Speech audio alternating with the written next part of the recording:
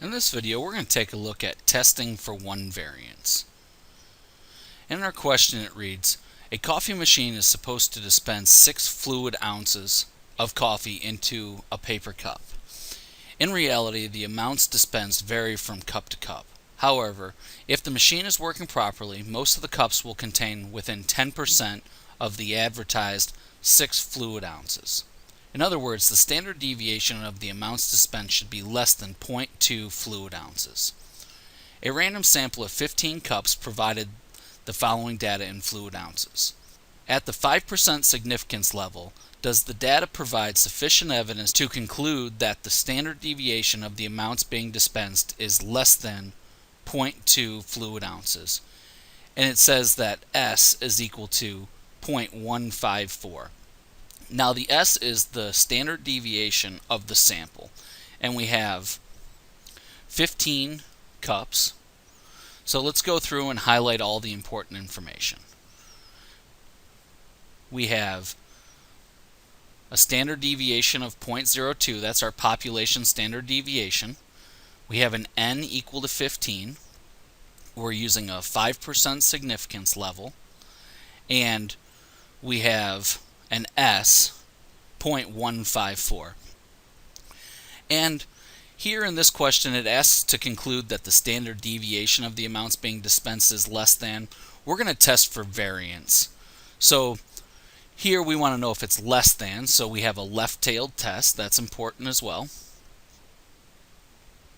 So if we know that our standard deviation is equal to 0.2, then our variance is equal to 0.2 squared, or 0.04.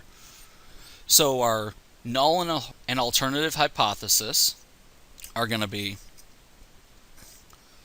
alternative hypothesis, we're looking for less than, so we're left-tailed, so we're going to say that sigma squared is less than 0.04.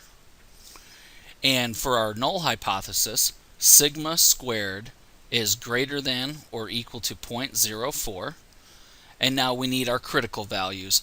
And when we're doing a test for one variance, we're using chi-squared distribution. And now we want to find our critical value. And we're doing a left-tailed test, so we have chi-squared critical, and we're going to use the left side, and that's going to be equal to, and we go to our chart, and we go across. Now, the one thing that's different about the chi-squared versus the z-chart is, if you notice, it reads right. So if we want a 5% significance test on this side here, and we want this area to be 0.05, then we need to look at the remainder, which is 0.95. So we're going to go across to 0.95 and then down to degrees of freedom. And our N was 15, so our degrees of freedom is N minus 1, or 14. So we go down to 14, and we find that it's 6.571.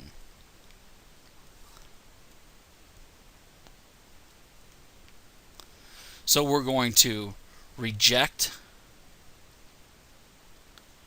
H naught if chi-squared calc is less than 6.571. And now we want to find our calculated value. So we're going to do chi-squared calc, and that is equal to N minus 1 times S squared divided by sigma squared. And our N minus 1 was 14, that was our degrees of freedom. S was equal to 0.145, and we're going to square it, divided by sigma squared, which was 0.04. And when we put this in our calculator, we get 8.295, which is not less than 6.571. So we're going to fail to reject H naught. And now we need to write our conclusion. And our conclusion is, at the 5% significance level, there is insufficient evidence to conclude that the variance is less than 0.04 fluid ounces. And that's our video on testing for one variance.